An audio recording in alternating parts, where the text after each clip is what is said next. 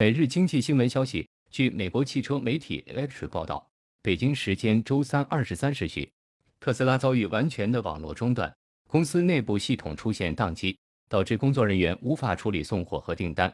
特斯拉车主无法通过手机客户端连接到汽车上。每日邮报报道称，遭遇网络中断的车主绝大部分来自美国，包括旧金山、波士顿、纽约和芝加哥等市，欧洲一些国家。包括英国、德国和俄罗斯等的车主也报告了类似的问题。推特上有网友写道：“我现在在一个沙漠的超级充电桩，我被锁在我的 Model 3外了，手机客户端无法连接到车上。我已经打了紧急道路救援电话快2小时了。”周三上午出现网络宕机后，特斯拉股价大幅跳水，截至收盘大跌10.34%，报380.36美元。市值蒸发409亿美元，约合2784亿元人民币。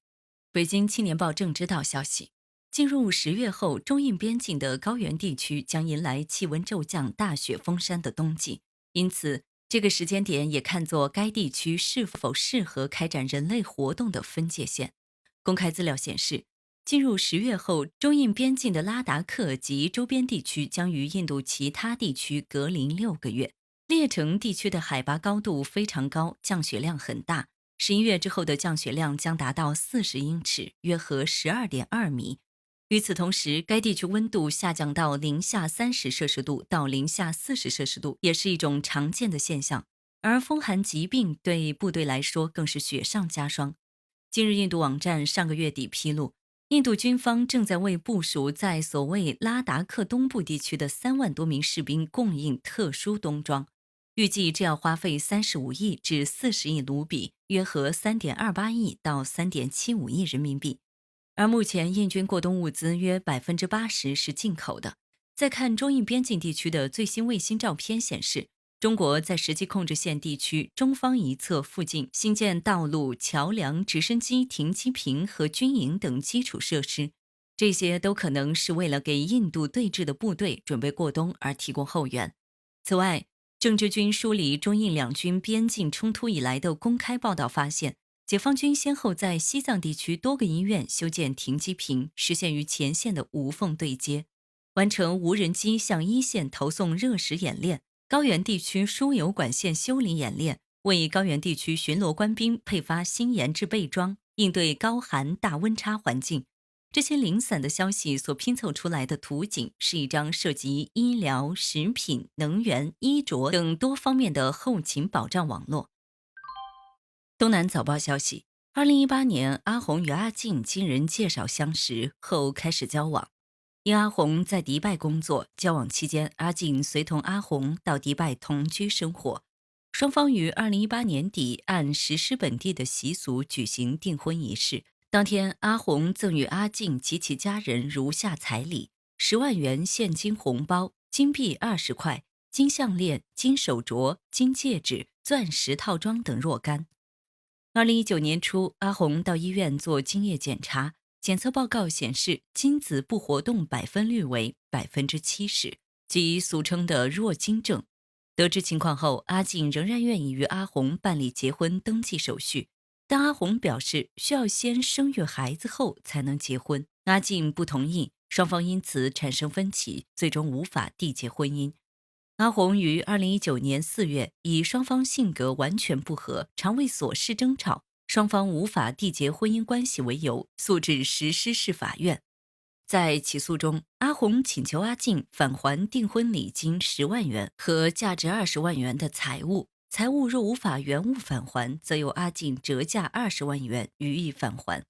阿静则向法院提出反诉，控诉阿红单方面悔婚，致使其身心严重受损，请求阿红承担双方举行订婚仪式支出的5万余元，并支付精神损害赔偿10万元。最终，法院酌定阿静本判决生效后10日内返还阿红彩礼现金4万元、金币10块、金项链、金手镯、金戒指、钻石套装等若干，即阿静可不必返还阿红赠予的彩礼中的6万元现金及10块金币。阿静关于精神损害的赔偿请求不予支持。潇湘晨报报道2020年3月23日，一条关于护士将医生杀害的消息在玉林人朋友圈热传，且称作案手段残忍，令人发指。记者了解到，该护士和医生均在玉林市第一人民医院工作，年龄相差较大。网传信息中，女护士欠下外债，期间男医生曾借钱给女护士，但不知何故，最后女护士在出租屋内将对方杀害。对于此事，涉事医院相关负责人称，具体问相关部门，院方不方便回应。2020年9月24日，广西玉林市中级人民法院一审开庭审理被告人李凤萍故意杀人盗窃一案。公诉机关指控，被告人李凤萍因感情债务问题与被害人罗某发生争执后，趁被害人罗某酒后熟睡之机将其杀害，之后秘密窃取被害人罗某的财物，数额巨大，依法应当以故意杀人罪、盗窃罪追究其刑事责任。被告人李凤萍当庭认罪。庭审结束后，法庭宣布休庭，择期宣判。上游新闻消息，9月22号，一段女学生聚众斗殴的视频在网上热传。9月19号11时许，依兰县第二中学学生盖某与该县教职中心学生隋某在校外五国城广场附近约架，盖某召集王某、张某等20余人，隋某召集徐某、李某等10余人参与斗殴。事后，当地警方主动介入，截至目前，共抓获参与人员22人，均为未成年人，其中16人为在校学生，6人为社会人员，另有14人尚未到案。另外，黑龙江省依兰县教育局决定对该县教育局2名副局长、2所学校校长等12人分别给予严重警告、免职等处分。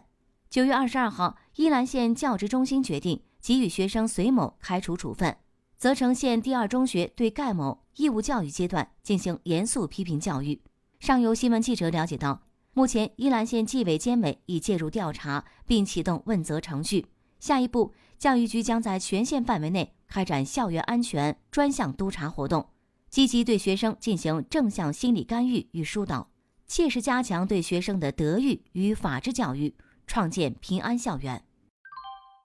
南方都市报报道，在酒店住宿，一觉醒来，发现身边竟然还躺着一个男人。这是江先生近日在广东珠海经历的一件糟心事儿，其质疑酒店管理存在疏忽，希望媒体曝光。涉事酒店回应，事发后酒店经理已向江先生赔礼道歉，之后也退回了江先生当日的房费作为补偿。据江先生回忆，自己是珠海前门酒店住宿的会员。本月9日上午，他在酒店开了一间大床房，晚上离开房间，直到次日凌晨7点左右才回到酒店。期间还和一位刚认识几天的朋友闹了矛盾。回到酒店，因为疲倦倒头睡下，睡醒后发现旁边居然还躺着一个男子，而这个人就是昨晚和他闹矛盾的朋友。江先生称，其随后问对方怎么进来的，对方说前台开的门。对于江先生反映的情况是否属实，22日，记者联系到酒店方面核实。对于江先生质疑酒店擅自给他人开房门一事，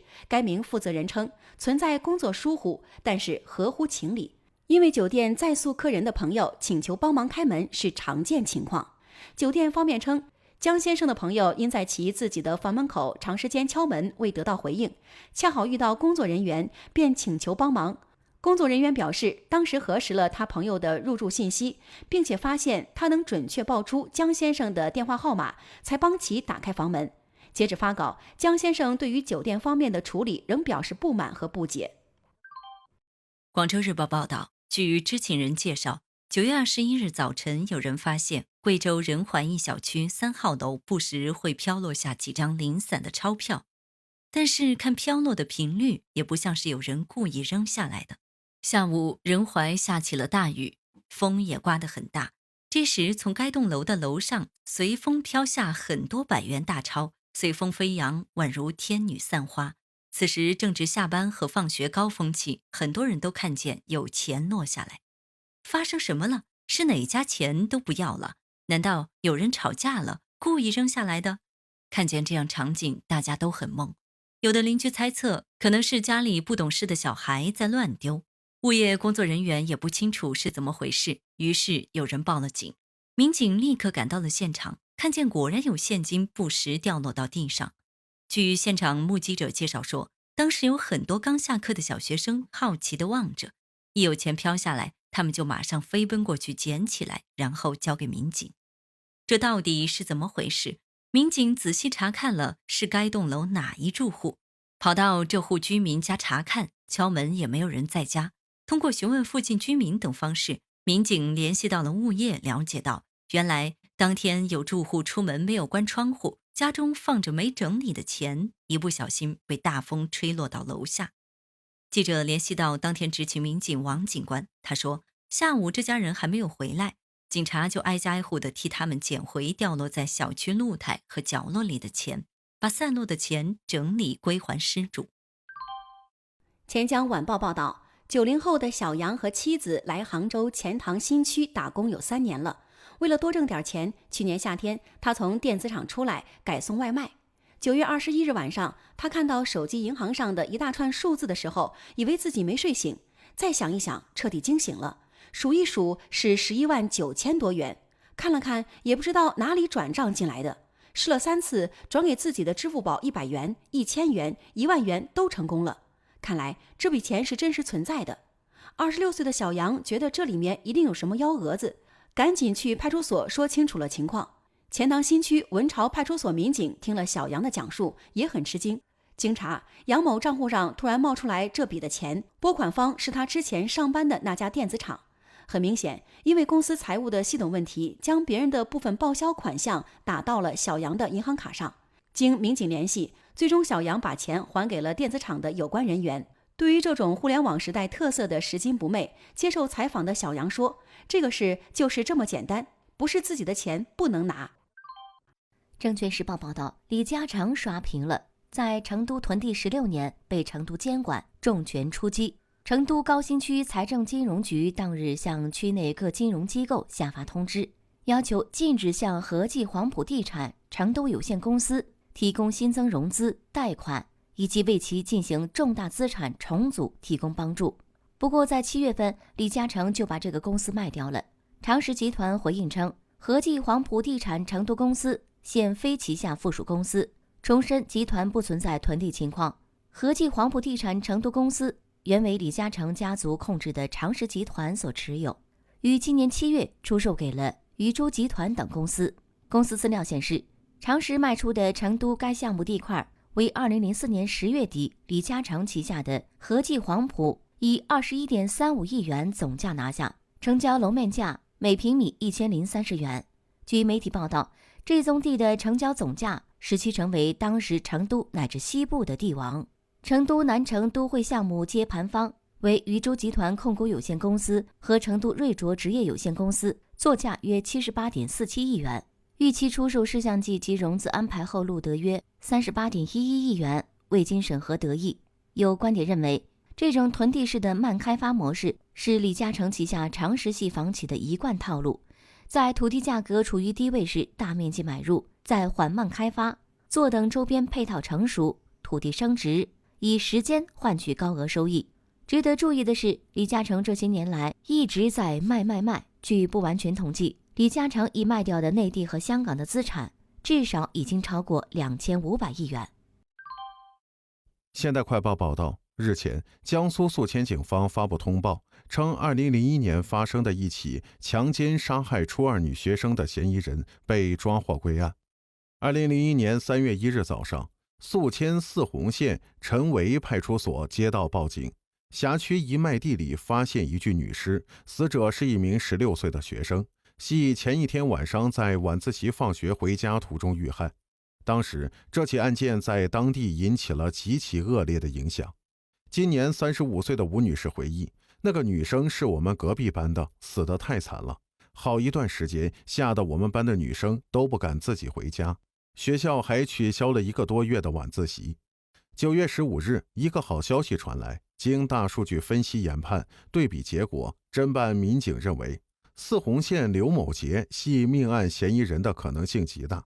9月17日，刘某杰被抓获归案。据民警回忆，起初刘某杰心存侥幸，矢口否认自己的罪行。宿迁市公安局刑警支队民警高行说，虽然他表面平静，但他从落网到现在整整3个多小时，心率就一直在110以上。由此可以猜出，刘某杰其实非常紧张。果然，刘某杰最终交代犯罪事实，已被采取刑事强制措施。澎湃新闻消息，调至新疆生产建设兵团的处级干部秦志洲在回临汾时，身份已是犯罪集团头目。他曾担任过运城市中级人民法院办公室主任、副处级审判员、绛县副县长、新绛县委副书记、闻喜县县委副书记等职。落网不久前，调任新疆生产建设兵团第3师土木舒克工业园区管委会党工委书记、主任。9月5号，山西省临汾市襄宁县公安局通过微信公号发布通告，公开征集秦志洲等人违法犯罪线索。通告称，近期经上级公安机关指定管辖，襄宁县公安局打掉了以秦志洲为首的犯罪集团。多年来，该犯罪集团在临汾市襄宁县、运城市盐湖区、新绛县、绛县等地有组织地实施强迫交易、寻衅滋事、非法拘禁、虚假诉讼等违法犯罪活动。现主要犯罪嫌疑人秦志洲等20余人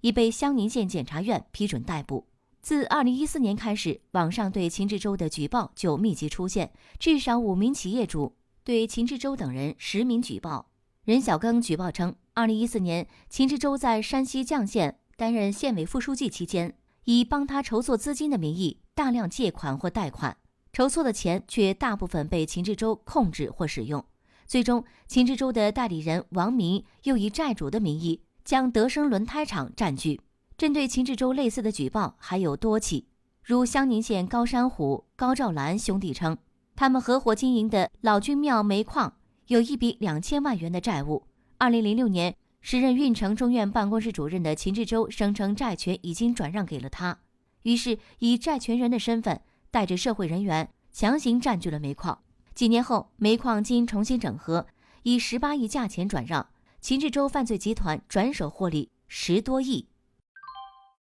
中新网消息，23号，中国最冷小镇黑龙江省大兴安岭呼中区开始了为期8个多月的供暖工作。呼中区地处大兴安岭伊勒呼里山东麓，平均海拔810米，城镇历史最低温度达零下53.2度，每年零下40度的天气可达30天左右，有着中国最冷小镇的称号。呼中区供暖中心副主任李伟东表示，为了让广大热用户今冬住上暖房子，从冬天供暖期结束后，呼中区投入大量人力物力对供暖管网进行维修改造。针对原田园小区、医院小区等地供暖不均的情况，在原有11个换热站基础上，又新建1座换热站，并改造了3座原有换热站，更换换热器6台。同时对邮政小区等地的地下管网进行改造，更换维修供暖管线3300多延长米，为今冬供热打下了良好基础。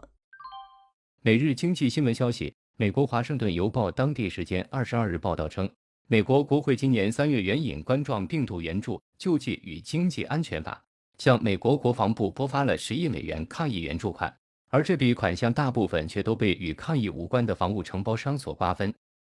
报道称，这笔拨款原本是为了生产口罩等医疗防护用品，却被五角大楼用来奖励生产飞机发动机零部件、军服、无人机和太阳能电池的某些企业，甚至出现同一家企业通过不同援助项目申领多笔钱的现象。美国疾控中心主任雷德菲尔德上周在参议院开听证会时说，全美各州目前迫切需要60亿美元，约407.7亿人民币，以便在明年初向美国人分发疫苗。此外，许多美国医院仍然面临 N95 口罩的严重短缺。华盛顿邮报则表示，这些问题本可以用3月那笔国会的拨款解决。央视新闻报道。